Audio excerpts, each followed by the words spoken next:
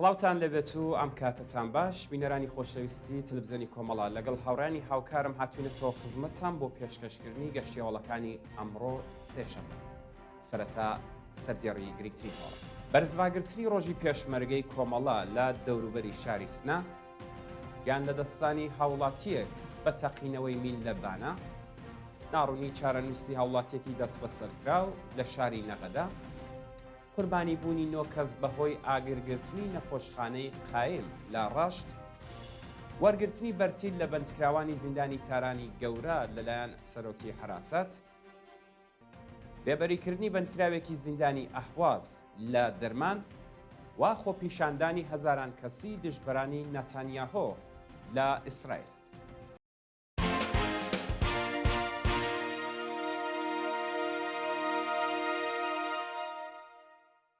درێژەی هەوڵەکان بەرزراگرتنی ڕۆژی پێشمەرگەی کۆمەڵا لە دەوروبەری شاری سنا بە پێی هەواڵی گەشت و ئەمڕۆ سێشەممە 29 جۆزەردان کۆمەڵێک لە لایەنگرانی کۆمەڵە و حیزبی کۆمۆنیستی ئێران بە بۆنەی 31 جۆزەردان ڕۆژی پێشمەرگەی کۆمەڵا مەراسمێکیان لە دەوروبەری شاری سنا بەڕێوە برد.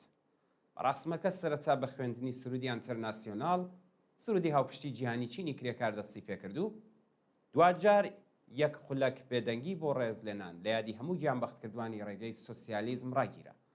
بێدەنگیەکە بە خوێندنەوەی کۆپلە شێعرێک لەلایەن یەکێک لە بەشداربووانی و مەراسمەوە شکێنرا و یەکێکی دیکە لە ئامادەبووانی مەراسمەکە لەسەر بارودۆخی سیاسی ئێستا ئێران و کوردستان بۆ بەشداربووانی ئەو ڕێوڕەسمە قسە و باسی کرد. شانی باسە کە مەراسمەکە بە بەرزکردنەوەی دروشمەکانی بژی سۆسیالیزم، بژی حیزبی کۆمۆنیستی ئێران، بژی کۆمەڵا لەگەڵ بڵاوکردنی شیرینی کۆتایی پێهاتوو. گیان لە دەستانی هاوڵاتیەک بە تەقینەوەی مین لە بانە. ڕۆژی دووشەممە 28 جۆزەردان شارۆمەندێکی خەڵکی گوندی جڵەی سەر بە شاری بانە بە ناوی هادی غونچە دووست خێزاندار و باوکی سێ منداڵ بە تەقینەوەی مین گیانی لەدەستە.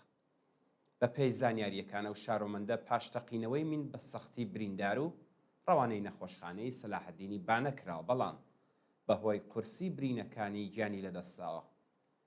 شانی باسە کە ساڵانە بەدایان هاوڵاتی بەهۆی تەقینەوەی مینی پاشماوەکانی شەڕی ئێران و عێراق یان مینی چێندراوی سوپای پاسداران لە ناوچە سنووریەکان دەبنە قوربانی.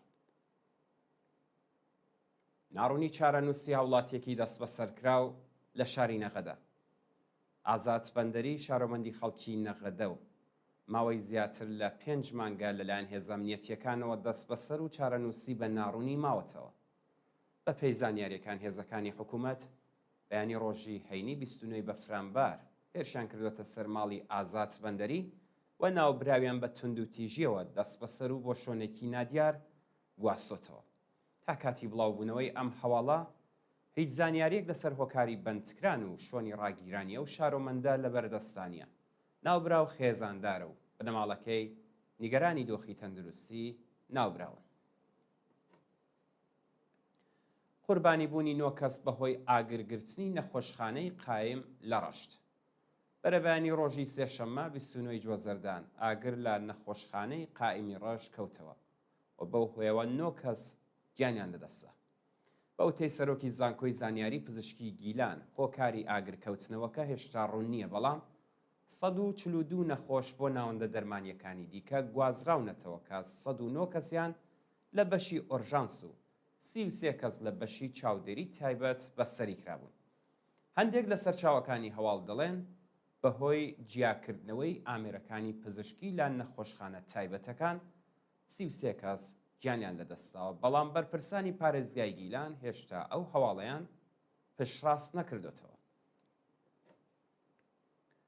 سەپاندنی سزای زیندان بەسەر 2 شارۆمەند لە یاسوج و ئەحواز. بە پێی راپۆرتی ناوەندەکانی مافی مرۆڤ 2 شارۆمەندی خەڵکی شارەکانی یاسوج و ئەحواز بە ناوەکانی محەممەد تورەنگ و یاسین موسەوی لەلایەن دەستگای قەزای ڕژیمەوە بە زیندان محکوم کراون.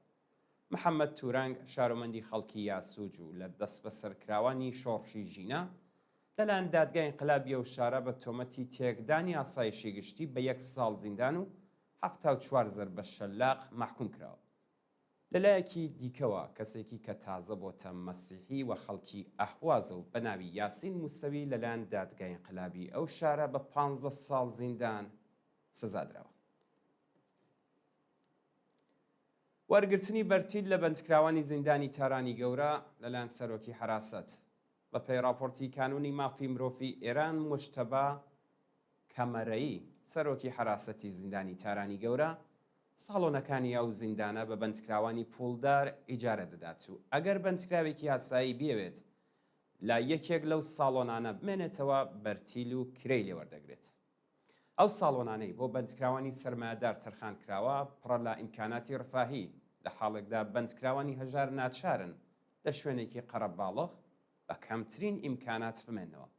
موجتەبا کەمەرەی هەر ساڵۆنێک بە بڕی 300 میلیۆن تمەن ئیجارەدات و بە کرێگیراوانی ئەو بەرپرسە لە ڕێگەی ئەشکەنجە و ئازارەوە بەندکراوان ناچار بە پێدانی پارە دەکەن. بێبەریکردنی بەندکراوێکی زیندانی ئەحواز لە دەرمان. بە پێی راپۆرتی کەمپینی بەرگری لە بەندکراوانی سیاسی و مەدەنی یەحیا ناسری بەندکراوی ڕاگیراو لە زیندانی شەیبانی ئەحواز پاش 18 ساڵ زیندان گەڕای خراپی دۆخی تەندروستی لە دەستڕاگەیشتن بە دەرمان بێبەشکراوە. یەحیا ناسری لە ساڵی 84 هەتاوی دەست بەسەر و پاش 9 مانگ ئەشکەنجە بە ئێعدام مەحکوم کرا. حکمی ئەعدامیە و بەندکراوە دواتر بە زیندانی هەتایی گۆڕدرا. ناوبراو نەخۆشی هیمۆڕۆید و ڕیخۆڵەی هەیە، بەڵام بەرپرسانی زیندانی شەیبان ئەو زیندانیەیان لە دەستڕاگەیشتن بە دەرمانی پێویست بێبەش کردووە. کوژرانی دوو سوختبەر بە تەقەی هێزەکانی ڕژیم. شەوی دووشەممە 28 جوێزەردان دوو سوختبەری بەلوج بە تەقەی ڕاستەوخۆی هێزەکانی ڕژیم لە ناوچەی چەگینی سەر بە شارستانی جاسک گیانیان لەدەستا.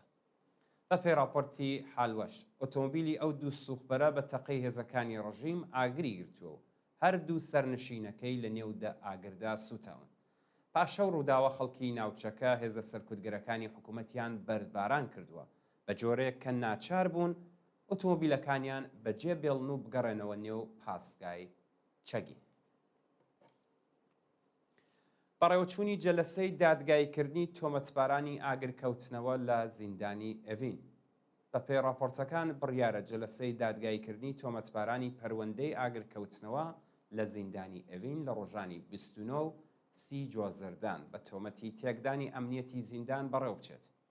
بە پێی زانیاریەکان دەستگای قەزایی ڕژیم 40 کەس لە تۆمەتبارانی ئەو ڕووداوەی بە تێکدانی نەزمی زیندان سەرهەڵدان بە مەبەستی هەڵاتن، ڕووخاندنی کەلوپەلی نێو زیندان، سەرپێچی لە فەرمانی مەئموران و بەرپرسانی زیندان و کوشتنی بانقەست مەحکوم کردووە و بڕیارە جەلەسەی دادگایکردنیان لە ڕۆژانی 29 و 30 بەڕێوە بچێت. جێگای ئاماژەیەکە ناوەندامنیەتیەکان بۆ چەند بەندکراوی زیندانی خزم حەساری کەرەج بە ناوەکانی لوقمان ئەمینپور، مەیسەم دێهباشی، مەجید ڕەوشەن نژات و ڕزا سەلمانزادە پەروەندە سازیان کردووە و بڕیارە محاکمە بکرێن. خۆپیشاندانی هەزاران کەسی دژبەرانی نەتانیاهۆ لە ئیسرائیل. شەوی دووشەممە 28 جوازەردان هەزاران شارۆمەندی ئیسرائیلی بۆ جارێکی دیکە دژبەر دەوڵەتی نەتانیاهۆ ڕژانە سەر شەقام و لە بەردەم ماڵی سەرۆک وەزیرانی وڵاتە خۆپیشاندانیان کرد. بە پێی راپۆرتەکان بنیامین نەتانیاهۆ ڕۆژی ڕابردوو کابینەی شەڕی دەوڵەتەکەی هەڵوەشاندەوە و ئێستا دەوڵەتی ئیسرائیل تووشی قەیرانی نێوخۆی بووە. شەوی ڕابردوو هەزاران شارۆمەندی ئیسرائیلی لە بەردەم ماڵی نەتانیاهۆ کۆبوونەوە و خوازیاری دەست لە کارکێشانەوەی ناوبراو، ڕاگررتنی دەست بەجێی شار، ئازادی هەموو دیلەکانی دەستی حەماس و هەڵبژاردننی پێشوەختە بوون. جێگای ئاماژەیەکە لە هێرشەکانی ڕۆژی ڕابردووی ئیسرائیل بۆ سەر ئوردوگاکانی بەریج و نوسەیرات 17 فلستینی گیانیان لەدەستاوە و چەندین کەسی دیکەش بریندار بوون. کوژران و برینداربوونی دەیان کەس بەهۆی بەریەککەوتنی دوو قەتار لە هیندستان. ڕۆژی دووشەممە 28 جوازەردان دوو قەتاری باری و مسافربەری لە هیندستان بەریەککەوتن و بەو هۆیەوە دەیان کەس بوونە قوربانی. بەوتەی بەرپرسانی دەوڵەتی هیندستان ئەو ڕووداوە لە ئەیالاتی بەنگاڵی غەربی ڕوویداوە و لە ئەنجامی ئەو بەریەکەوتنەدا 13 کەس گیانیان لەدەستاوە و زیاتر لە 30 کەسی دیکەش بریندار بوون. دوا هەواڵمان سەبارەتە بە بردومانی بنکە و بارەگای حوسیەکانی یەمەن لەلایەن ئەمریکا و بریتانیا. ڕۆژی دووشەمە 28 جوازەردان فڕۆکەکانی ئەمریکا و بریتانیا پێکەوە بنکە و بارەگای حوسیەکانی یەمەنیان لە حەدیدە ببورن و دوورگەی کەمەران بە چڕی بردومان کرد. هێرشی ئاسمانی ئەمریکا و بریتانیا بە دوای هێرشی موشەکی حوسیەکان بۆ سەر بەلەمێکی یونانی کە بووە هۆی نقمبوونی ئەنجام دراوە. بەپێی ڕاگەاندنی ستادی ناوەندی سنتکام، 2 بەلەمی بۆمبڕێژکرا و پەهپادێک، 7 ڕادار و چەند سایتی موشەکی بردومان و لەناوچوو. بەڵێ ئازیزان و خۆشەویستان، گەشتیاڵەکانی بڕۆتان پێشکەشکرا. فەرمونون بۆ بینینی درێژەی بەرنامەکانی تەلەڤیزیۆنی کۆمەڵ.